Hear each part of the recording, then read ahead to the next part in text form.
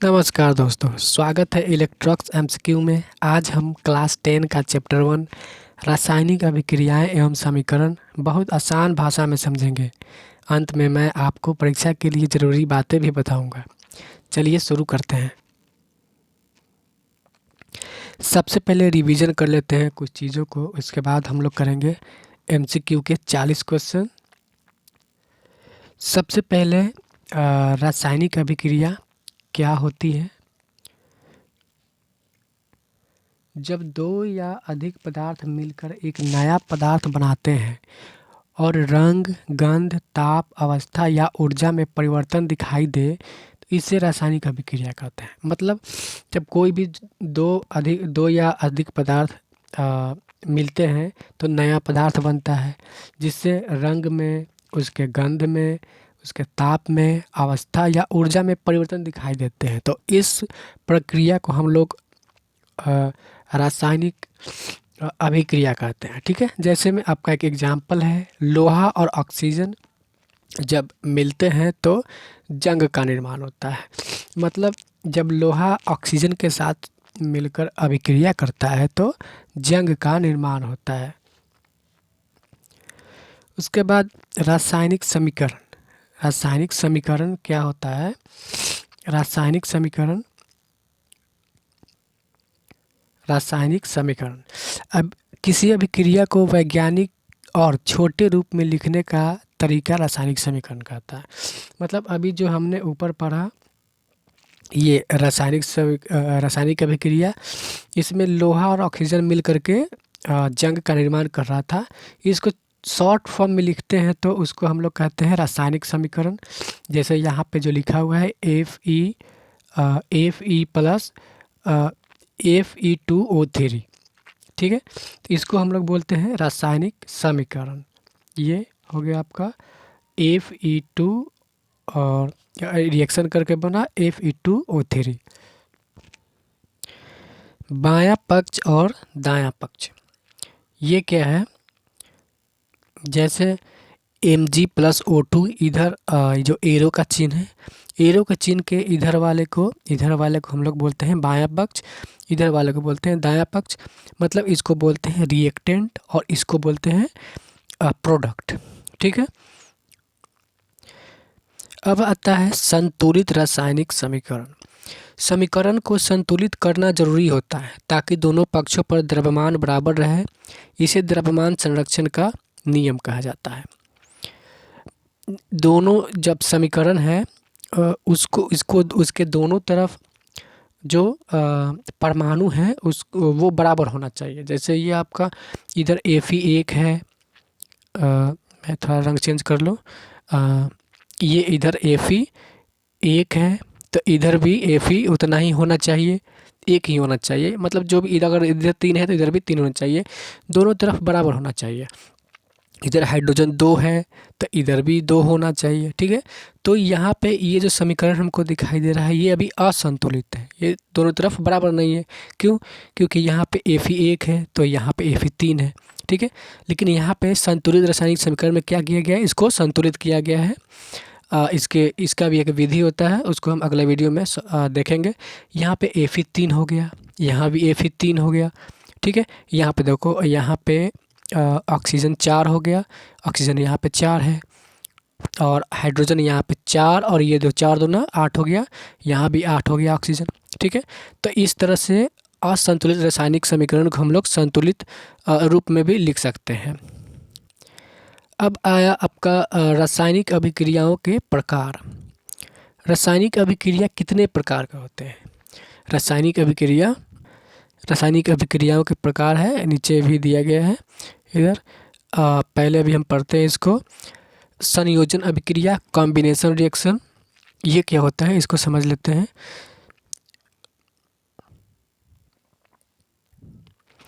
जब दो यौगिक मिल करके सिर्फ एक सिंगल यौगिक बनाते हैं तो उसको हम लोग कहते हैं संयोजन अभिक्रिया या कॉम्बिनेशन रिएक्शन। मतलब दो यौगिक हैं, यहाँ पे ये कैल्शियम ऑक्साइड, यहाँ पे हो गया आपका जल हो गया। ये दोनों जब रिएक्ट करता है तो एक यौगिक का निर्माण करता है, वो सिंगल यौगिक का निर्माण करता है। तो इस तरह के रिएक्शन को हम लोग कहते हैं संयोजन अभिक्रिया। इसके बाद आता है अपघटन अभिक्रिया।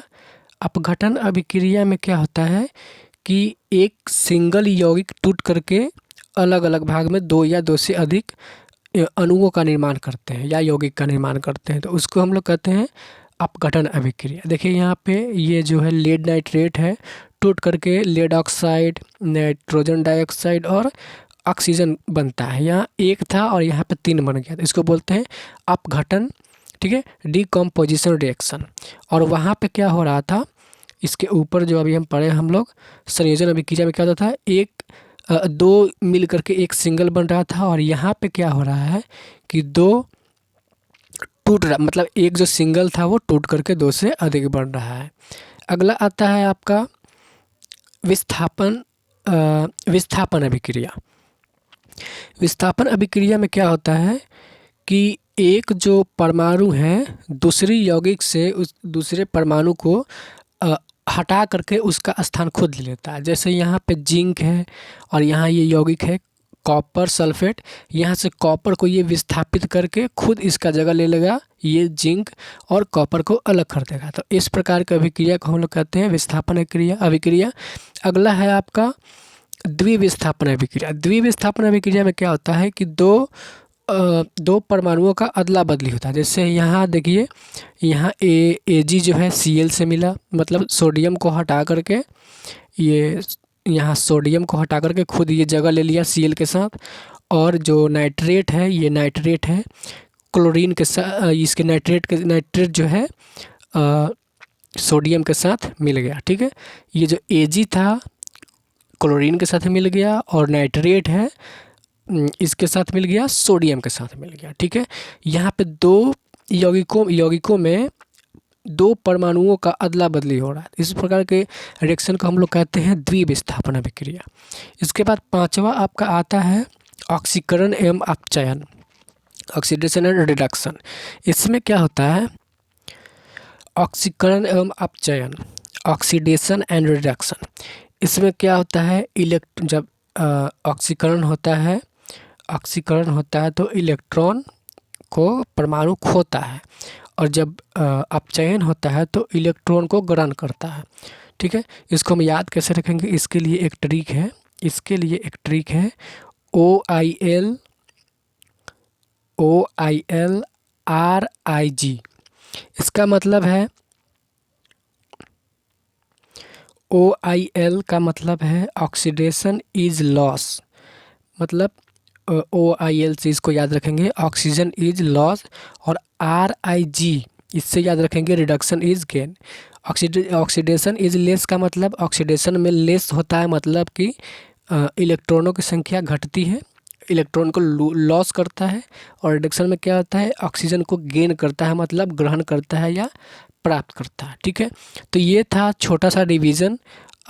इसका एक बार और हम लोग रिकॉल कर लेते हैं, उसके बाद हम लोग MCQ करेंगे। जैसे यहाँ पे अभिक्रिया में नया पदार्थ बनना, मतलब जब भी कोई अभिक्रिया होता है, दो या दो से अधिक परमाणु आपस में संयोग करते हैं तो क्या होता है, नया पदार्थ बनता है। उसके बाद क्या होता है, समीकरण को संतुलित करना, मतलब जो भी समीकरण हम लोग बनाते हैं अभिक्रिया करने के बाद, उस समीकरण को हम लोग क्या करते हैं, संतुलित करते हैं। संतुलित करना बहुत ज़रूरी होता है। अभिक्रिया के 5 मुख्य प्रकार होते हैं। कौन कौन से होते हैं, अभी हम लोगों ने देखा ऊपर। पहला होता है संयोजन अभिक्रिया, ये संयोजन अभिक्रिया। उसके बाद दूसरा आपका आ गया अपघटन अभिक्रिया, ये अपघटन अभिक्रिया। तीसरा आपका है विस्थापन अभिक्रिया, ये डिस्प्लेसमेंट रिएक्शन। चौथा आपका हो गया ये द्विविस्थापन अभिक्रिया, और 5वां ऑक्सीकरण एवं अपचयन अभिक्रिया, ऑक्सीडेशन एंड रिडक्शन। उसके बाद देखते हैं अगला पॉइंट क्या है। अगला पॉइंट है ऑक्सीकरण इलेक्ट्रॉन का ह्रास। यहाँ भी हम लोगों ने ट्रिक पढ़ा था, ऊपर जो ट्रिक हमने देखा था, क्या था ट्रिक ये था OIL और RIG, ठीक है। मतलब ऑक्सीजन का लॉस होगा कब, जब ऑक्सीडेशन होगा। इलेक्ट्रॉन का लॉस कब होगा, जब ऑक्सीडेशन होगा। और अपचयन में क्या होगा, इलेक्ट्रॉन प्राप्त करेगा, मतलब ग्रहण करेगा। मतलब देखिए ऐसे ट्रिक हम लोगों ने याद किया था। OIL मतलब ऑक्सीडेशन होगा, ऑक्सीडेशन इज लॉस, मतलब ऑक्सीडेशन होगा तो लॉस होगा परमाणु का, इलेक्ट्रॉन का। और रिडक्शन होगा RIG, रिडक्शन होगा, रिडक्शन इज गेन, गेन का मतलब होता है ग्रहण करना या पाना। तो ये था छोटा सा रिवीजन। और अब हम लोग करने वाले हैं MCQ, 40 MCQ करने वाले हैं। पहला सवाल है आपका, किसी रासायनिक अभिक्रिया में पदार्थ का स्वरूप बदलता है परंतु क्या नहीं बदलता है, ठीक है। तो इसका आंसर हो जाएगा द्रव्यमान नहीं बदलता है, द्रव्यमान नहीं बदलता है। यहाँ पे थोड़ा सा व्याख्या दिया गया है कि द्रव्यमान संरक्षण के नियम के अनुसार अभिकारकों का कुल द्रव्यमान तथा उत्पादों का कुल द्रव्यमान बराबर होता है। इसका मतलब ये है कि जब अभिक्रिया होता है तो अभिक्रिया होने से पहले का द्रव्यमान और अभिक्रिया होने के बाद का द्रव्यमान दोनों क्या होता है, दोनों बराबर होता है। मतलब द्रव्यमान का लॉस नहीं होता है, द्रव्यमान सेम ही रहता है। इस सिद्धांत को द्रव्यमान संरक्षण का सिद्धांत भी कहा जाता है। अगला सवाल है, मैग्नीशियम रिबन को जलाने पर, यह मैग्नीशियम रिबन को जलाने पर किस गैस की आवश्यकता होती है, ठीक है। तो इसका आंसर हो जाएगा आपका ये ऑक्सीजन। मैग्नीशियम रिबन को जलाने के लिए ऑक्सीजन गैस की आवश्यकता होती है। मतलब वैसे भी कोई भी चीज़ है बिना ऑक्सीजन के जलेगी नहीं, ठीक है। यहाँ पे व्याख्या दिया गया है, मैग्नीशियम जलने के लिए हवा में उपलब्ध ऑक्सीजन के साथ प्रतिक्रिया करता है और MgO यानी कि मैग्नीशियम ऑक्साइड बनता है। ध्यान यहाँ पे ये देना है कि O2 बनती नहीं है, उपयोग होती है। मतलब O2 का निर्माण नहीं होता है, सिर्फ इसका यूज होता है दहन होने के लिए। अगला है, जंग लगना किस प्रकार का परिवर्तन है। जंग लगता है तो किस प्रकार का परिवर्तन होता है, तो रासायनिक परिवर्तन होता है। जब जंग लगता है तो क्या, रासायनिक परिवर्तन होता है। रासायनिक परिवर्तन क्या होता है कि जब दो पदार्थ तो नहीं बोलेंगे, मतलब दो जब अभिक्रिया होता है तो क्या होता है, नया पदार्थ बनता है और उस नया पदार्थ को पुनः पुराने जैसा हम प्राप्त नहीं कर सकते। तो इस प्रकार की अभिक्रिया को हम लोग क्या बोलते हैं, इस प्रकार के परिवर्तन को रासायनिक परिवर्तन। अगला सवाल है कि कैल्शियम ऑक्साइड और जल दोनों मिलता है तो ये कौन सी अभिक्रिया होती है। तो अभी हम लोग कुछ देर पढ़ा था, हम लोगों ने पढ़ा था कि जब दो यौगिक मिलते हैं और एक एकल यौगिक का निर्माण करते हैं तो क्या होता है, कौन सा अभिक्रिया होता है यहाँ पे, संयोजन अभिक्रिया। मतलब दो यौगिक मिलकर के एक एकल यौगिक, सिंगल यौगिक का निर्माण करते हैं तो वहाँ पे संयोजन अभिक्रिया होती है। अगला सवाल है, लाल भूरे रंग का फेरिक ऑक्साइड किस प्रतिक्रिया से बनता है। मतलब फेरिक ऑक्साइड जो है जब बनता है तो किस अभिक्रिया के दौरान बनता है। तो ऑप्शन आपका हो जाएगा ये B, लोहा जब ऑक्सीजन से अभिक्रिया करता है तो फेरिक ऑक्साइड बनाता है, यानी कि जंग का निर्माण करता है। अभी हम लोगों ने ऊपर कुछ देर पहले पढ़ा था कि जब लोहा ऑक्सीजन से अभिक्रिया करता है तो क्या बनता है, रस्ट बनता है, यानी कि ये आपका लाल भूरे रंग का जंग का निर्माण होता है। अगला सवाल है, AgNO3 NaCl जब अभिक्रिया करता है तो क्या, ये जो आपका बनता है AgCl और NaNO3, ये किस प्रकार की अभिक्रिया है। तो देखिए यहाँ पे डबल डिस्प्लेसमेंट हो रहा है, मतलब द्विविस्थापन हो रहा है। मतलब यहाँ से Ag जो है Cl के साथ रिएक्शन करके AgCl बना रहा है और ये जो NO3 है Na के साथ रिएक्शन करके NaNO3 बना रहा है। मतलब दोहरा विस्थापन हो रहा है, इसलिए इसको हम लोग बोलेंगे दोहरा विस्थापन। ये आपका ऑप्शन C हो जाएगा। अगला है, दहन अभिक्रिया में सामान्यतः क्या होता है। तो इसका आंसर हो जाएगा ये, ऊर्जा उत्सर्जित होती है। मतलब जब दहन अभिक्रिया होती है तो क्या होता है, ऊर्जा उत्सर्जित होती है, मतलब आग जलता है ना, दहन होता है तो क्या होता है, आग जलता है, उसको क्या बोलते हैं, ऊर्जा निकलता है, ऊर्जा उत्सर्जित होती है। अगला है आपका कि प्रकाश की उपस्थिति में होने वाली अभिक्रिया को क्या कहते हैं।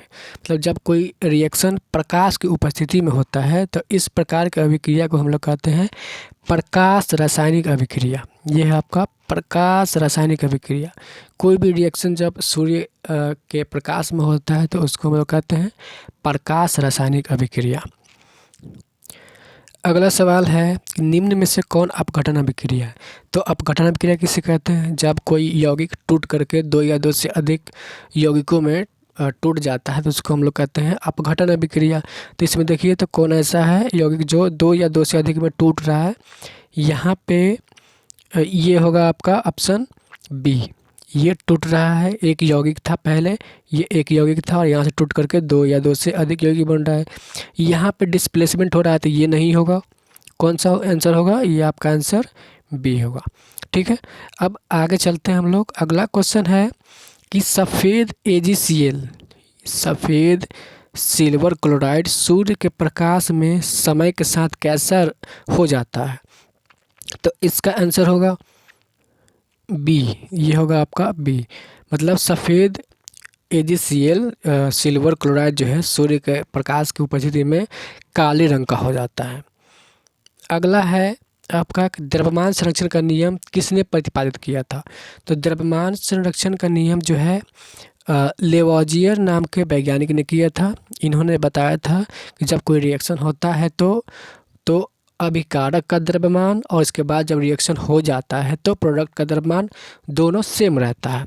ठीक है, अगला सवाल है, अगला सवाल आपका ये 2H2O से क्या क्या बन रहा है, हाइड्रोजन और ऑक्सीजन। मतलब जल से हाइड्रोजन अलग और ऑक्सीजन अलग कैसे हो सकता है। मतलब इसमें से कौन सी प्रक्रिया के द्वारा ये हो सकता है कि ऑक्सीजन अलग हो जाए और हाइड्रोजन अलग हो जाए। ठीक है, तो आपका आंसर हो जाएगा ये वाला, ऊष्मीय वैद्युत अपघटन। मतलब अगर हम ऊष्मा देंगे या उससे होकर विद्युत धारा प्रवाहित करवा देंगे तो आपका ये अपघटन हो जाएगा जल का और हाइड्रोजन और ऑक्सीजन अलग अलग गैस बन जाएगा। निम्न में से कौन सा संकेत रासायनिक अभिक्रिया का नहीं है। मतलब रासायनिक अभिक्रिया का संकेत इसमें से कौन नहीं है, गैस का बनना, अवक्षेप का बनना, कटने पर आकार छोटा होना, ऊर्जा परिवर्तित होना। तो उत्तर आपका हो जाएगा ये सी, कटने पर आकार छोटा होना। कटने पर आकार का छोटा होना बड़ा होना इससे अभिक्रिया का इससे कोई मतलब नहीं है। अभिक्रिया में क्या होता है कि रंग चेंज होता है, उसका गंध चेंज होता है, ये सब जब चेंज होकर के नया पदार्थ बनता है तो वहाँ पे रासायनिक अभिक्रिया होता है। यहाँ पे कटने पर छोटा हो जा रहा कोई भी चीज़, जैसे कागज़ को काटेंगे तो उसमें यहाँ पे भौतिक परिवर्तन, रासायनिक परिवर्तन तो नहीं हो रहा, भौतिक परिवर्तन हो रहा है, इसको हम रासायनिक अभिक्रिया नहीं बोलेंगे। अगला सवाल है कि ये Fe कॉपर सल्फेट के साथ अभिक्रिया करके ये जो रिएक्शन होता है तो कौन सा अभिक्रिया है इसमें। तो आंसर हो जाएगा आपका बी, एकल विस्थापन। मतलब एक बार विस्थापन हो रहा है। मतलब यहाँ जो फेरस है, ये जो फेरस है, ये रंग बदल दे थोड़ा इसका, हाँ, ये फेरस जो है कॉपर सल्फेट से कॉपर को विस्थापित करके खुद इसका जगह ले लेगा, फेरस सल्फेट बनाएगा और कॉपर को अलग कर देगा। मतलब एक बार विस्थापन हो रहा है, इसलिए हमको क्या बोलेंगे, सिर्फ विस्थापन या एकल विस्थापन भी इसको हम बोलते हैं। अगला है आपका कि दूध का दही में बदलना किस प्रकार का अभिक्रिया है।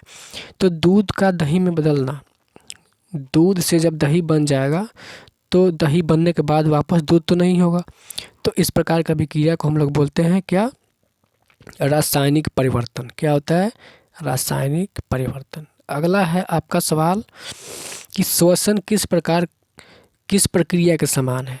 तो श्वसन के दौरान क्या होता है, श्वसन के दौरान ऊष्मा भी बनता है, इसलिए इसको हम लोग दहन के समान मानते हैं। जब श्वसन होता है, जब हम लोग खाना खाने के बाद जब ऊर्जा बनता है तो उस समय श्वसन के समय ऊष्मा निकलता है, इसलिए इसको हम लोग दहन भी बोलते हैं।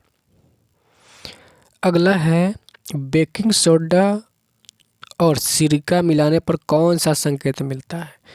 तो उत्तर आपका हो जाएगा ये बी, पर ये गैस उत्सर्जन। क्या होता है? गैस उत्सर्जन। मतलब जब बेकिंग सोडा सिरका के साथ अभिक्रिया करता है तो गैस का निर्माण होता है, इसलिए हम इसको समझेंगे क्या किया, गैस का उत्सर्जन होता है। ठीक है।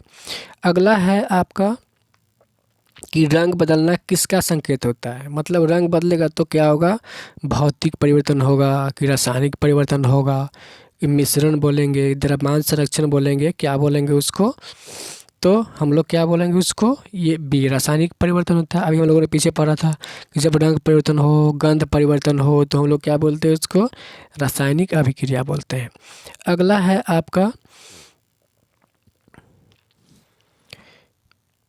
FeO3 और Al अभिक्रिया करेगा तो क्या बनाएगा? Fe और Al2O3 बना रहा है। यहाँ पे देखिए, यहाँ पे क्या हो रहा है कि फेरस जो है, ये फेरस यहाँ से सॉरी हाँ, Al जो है फेरस को डिस्प्लेस करके खुद इसका स्थान ले रहा है। इसको हम लोग थर्माइट अभिक्रिया बोलेंगे। क्या बोलेंगे इसको? थर्माइट अभिक्रिया। याद रखेंगे इसको, थर्माइट अभिक्रिया। अगला सवाल है तेल का रेसिडेंटी यानी कि बदबूदार होना किस प्रकार का परिवर्तन है? तेल का बदबूदार होना किस प्रकार का परिवर्तन है? तो रासायनिक परिवर्तन। जब कोई सड़ता है तो उस समय क्या होता है? रासायनिक परिवर्तन होता है। अगला सवाल है KClO3 से इसके बाद ये जो रिएक्शन बनता है टूट कर दो भागों में बढ़ता है, तो किस प्रभाव के कारण होता है? तो यहाँ आंसर आपका ये होगा ये बी, गर्म करने पर ऊष्मीय अपघटन। या गर्म करेंगे तो क्या होगा? ये दोनों टूट करके ये KCl और O3 में टूट जाएगा। ये अगला सवाल है कि निम्न में से कौन विस्थापन अभिक्रिया है? तो आंसर होगा ये ए, क्योंकि यहाँ पे जिंक जो है, जिंक हाइड्रोजन को हटा करके खुद इसका स्थान ले रहा है, इसलिए क्या बोलेंगे इसको? विस्थापन अभिक्रिया बोलेंगे। अगला सवाल है जंग का सामान्य सूत्र क्या है? अभी हम लोगों ने कुछ देर पहले ऊपर पढ़ा था, जंग का सामान्य सूत्र क्या होता है? तो ये आपका होता है Fe2O3। ये होता है Fe2O3 होता है। क्या इसका नाम क्या है? Hydrated ferric oxide. मतलब ferric oxide, hydrated ferric oxide मतलब जल योजित फेरिक ऑक्साइड। चूने के पानी का दूधिया होना किस गैस के कारण होता है? तो चूने का जल में जब कार्बन डाइऑक्साइड गैस मिलता है तो उसका रंग दूधिया कलर का हो जाता है, दूध के रंग का हो जाता है। अगर वीडियो अच्छा लग रहा है दोस्तों तो चैनल को सब्सक्राइब जरूर करें। इसी तरह के और भी MCQs पढ़ने के लिए चैनल पर बने रहें।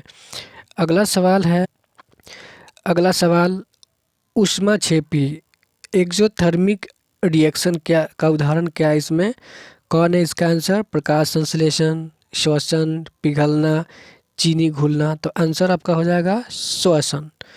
ऊष्माक्षेपी का मतलब होता है वैसा अभिक्रिया जिसमें ऊष्मा निकलता है, हीट निकलता है, उसको हम लोग बोलते हैं क्या? ऊष्माक्षेपी अभिक्रिया। तो जब श्वसन होता है, अभी कुछ देर पहले हम लोगों ने पढ़ा कि जब श्वसन होता है तो क्या? ऊष्मा निकलता है, इसलिए हम लोग क्या इसको बोलेंगे? ऊष्माक्षेपी अभिक्रिया। चांदी के परत पर काली परत, चांदी पर काली परत किस गैस के कारण होता है? तो चांदी पर काली परत, आंसर आपका हो जाएगा ये सल्फर डाइऑक्साइड। सल्फर डाई ये H2S, सॉरी ये H2S हो जाएगा आपका। हाइड्रोजन डाइसल्फाइड के कारण इसका रंग क्या हो जाता है? काला होता है। मतलब चांदी काला क्यों होता है? उस पे H2S के जमा हो जाने के कारण इसका रंग काला हो जाता है। डबल डिस्प्लेसमेंट में अभिक्रिया में अक्सर क्या बनता है? डबल डिस्प्लेसमेंट मतलब द्विविस्थापन अभिक्रिया में अक्सर क्या बनता है? तो अवक्षेप बनता है। इसको याद रखेंगे, डबल डिस्प्लेसमेंट रिएक्शन यानी कि जब द्विविस्थापन अभिक्रिया होता है तो क्या बनता है? अवक्षेप बनता है। कौन सी प्रक्रिया ऊर्जा अवशोषित करती है? तो आंसर हो जाएगा प्रकाश संश्लेषण। प्रकाश संश्लेषण में क्या होता है, सूर्य की ऊर्जा को अवशोषित करके प्रकाश संश्लेषण होता है, इसलिए इसको क्या बोलते हैं हम लोग कि यहाँ पे ऊर्जा का अवशोषण हो रहा है, ऊर्जा को ये खींच रहा है। अगला, बेकिंग सोडा को गर्म करने पर कौन सी गैस बनती है। तो बेकिंग सोडा को गर्म करने पर कार्बन डाइऑक्साइड गैस बनती है। बेकिंग सोडा, जो बेकिंग सोडा होता है घर पे खाना बनाने में हम लोग यूज़ करते हैं उसको, वहाँ पे कार्बन डाइऑक्साइड गैस निकलता है। अगला सवाल है कि MnO2 किस अभिक्रिया में उत्प्रेरक का काम करता है। इसका आंसर हो जाएगा ये बी, KClO3 से जब KClO2 बनता है तो यहाँ पे MnO2 जो है उत्प्रेरक का काम करता है। उत्प्रेरक का काम होता है अभिक्रिया को तेज या कम करना। ठीक है, अभिक्रिया में ये भाग नहीं लेता है, लेकिन ये कम या ज़्यादा उसके स्पीड को कर देता है। अगला सवाल है कि FeSO4 को गर्म करने पर रंग किस ओर बदलता है। तो इसका आंसर हो जाएगा ये पीला भूरा रंग का। जब FeSO4 को गर्म करते हैं हम लोग, ये सब क्वेश्चन जो है याद करने वाला, मतलब इसको याद करना ही पड़ेगा। FeSO4 को गर्म करने पर रंग किस ओर बदलता है, तो ये आपका आंसर क्या हो जाएगा, ये पीला भूरा रंग का हो जाता है। इसमें से निम्न में से रासायनिक परिवर्तन का संकेत कौन है। क्या होगा, कटना, पिघलना, गंध आना या बदलना या छीलना। तो आंसर क्या हो जाएगा, ये गंध आना। अगला सवाल, कैल्शियम कार्बोनेट जो है टूट करके कैल्शियम ऑक्साइड और कार्बन डाइऑक्साइड बनता है, ये किस श्रेणी का अभिक्रिया है। तो आंसर हो जाएगा ये सी, अपघटन अभिक्रिया। अपघटित हो रहा है, एकल यौगिक जो है टूट करके दो या दो से अधिक यौगिक बन रहे, इसलिए यहाँ पे क्या हो जाएगा, एकल यहाँ पे अब अपघटन अभिक्रिया हो जाएगा। कौन सी अभिक्रिया में दो पदार्थ मिलकर एक नया पदार्थ बनाते हैं। तो संयोजन अभिक्रिया में दो पदार्थ मिलकर एक नया पदार्थ बनता है। अगला सवाल है कि रिएक्टेंस का मतलब क्या होता है। रिएक्टेंस का मतलब होता है प्रारंभिक पदार्थ जो अभिक्रिया में भाग लेते हैं, मतलब जो अभिक्रिया में भाग लेते हैं उसको हम लोग क्या बोलते हैं, रिएक्टेंस बोलते हैं। जैसे यहाँ पे देखिए यहाँ पे क्या है, कैल्शियम ऑक्साइड और ये हाइड्रोजन, मतलब ये तीर चिन्ह के जो बाएं तरफ होता है उसको हम लोग क्या बोलते हैं, रिएक्टेंस बोलते हैं, उसको अभिकारक बोलते हैं। और दाएं तरफ वाले को बोलते हैं उत्पाद बोलते हैं या प्रोडक्ट बोलते हैं। जंग से बचाने का सामान्य तरीका कौन सा है, मतलब जंग से कैसे बचा जा सकता है, कि लोहे को कैसे बचाएंगे जंग से। तो आंसर हो जाएगा तेल लगाना या पेंट करना। तेल या पेंट लगा करके हम जंग से चीज़ों को बचा सकते हैं। लाल भूरा धातु किसे कहते हैं। तो आंसर हो जाएगा बी, तांबा को लाल भूरा धातु कहते हैं। अगला सवाल है, कैल्शियम ऑक्साइड, ये जो कैल्शियम ऑक्साइड है इसको क्विक लाइम भी बोलते हैं, पानी में मिलाने पर तेज़ गर्मी देता है। कारण क्या है, कारण इसका है कि ये ऊष्माक्षेपी अभिक्रिया है। ऊष्माक्षेपी के उसे कहते हैं जो हीट क्रिएट करता है, मतलब अभिक्रिया होने पर हीट निकलता है, उसको हम लोग ऊष्माक्षेपी अभिक्रिया कहते हैं। अगला सवाल है कि AgNO3, ये है AgNO3 कॉपर के साथ सही उत्पाद कौन सा इसमें से बनेगा। तो इसमें से चुन के बताना है कौन सा आंसर होगा। देखिए यहाँ पे विस्थापन अभिक्रिया हो रहा है, यहाँ पे ये कॉपर जो है Ag को डिस्प्लेस करके कॉपर नाइट्रेट और Ag को अलग कर रहा है, तो ये आपका आंसर क्या हो जाएगा, ये बी हो जाएगा। अगला है आपका सवाल, किस चीज़ को बदलते हैं जब रासायनिक समीकरण संतुलित करते हैं। जब रासायनिक समीकरण को संतुलित किया जाता है तो क्या उसमें किसको बदला जाता है, तो गुणांक को बदला जाता है, मतलब उसके जो अंक है उसके अंक को बदल करके हम रासायनिक समीकरण को संतुलित करते हैं। दोस्तों यह था अध्याय 1 का पूरा आसान रिवीजन, वो भी 40 इम्पॉर्टेंट MCQ के साथ। हमारे साथ बने रहने के लिए चैनल को सब्सक्राइब करें, वीडियो को लाइक करें। तब तक के लिए खुश रहें, मिलते हैं अगले वीडियो में। Good bye.